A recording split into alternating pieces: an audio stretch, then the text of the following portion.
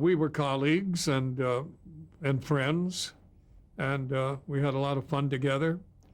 Frank I had met when he first came to Hollywood, and I'll never forget, he was starring in a television adaptation of Our Town, a famous play by Thornton Wilder. In which he sang Love and Marriage.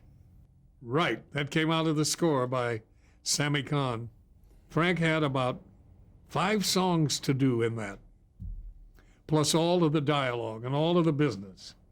And the production was on a Sunday evening.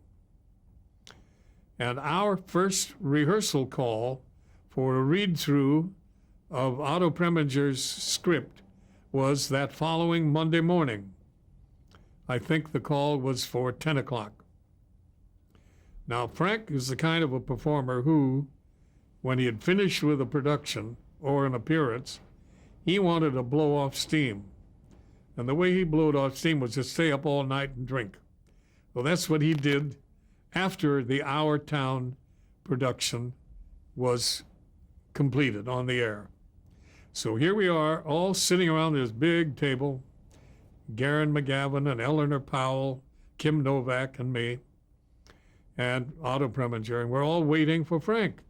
And he doesn't show at 10, he doesn't show at 10:30, he doesn't show at 11, and at about 11:15, he comes in and he's all bleary-eyed, and he's had a terrible night, and he's full of apology.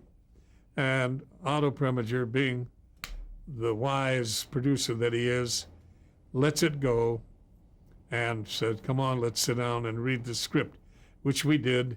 And from that point on, all through the production, Frank was just an absolute professional. Otto Preminger had a reputation of being a bear to work with. Right. Did you find that to be the case? Right.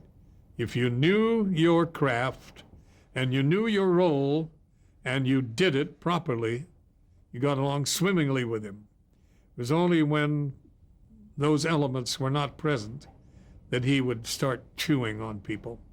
And just so, again, for the benefit of those people who don't know, The Man with the Golden Arm was a best-selling novel by Nelson Algren, I believe Right. it was, and it was adapted for motion pictures. Right, and it was the first time this subject had been addressed in films to such a degree that I think it was the FBI sent a man to our set and was at Preminger's side through most of the production to see that, I don't know, maybe that no real drugs were used or that he didn't go over the line in the depiction of the addict's habits and so on. But I recall that one of those guys was there all the time.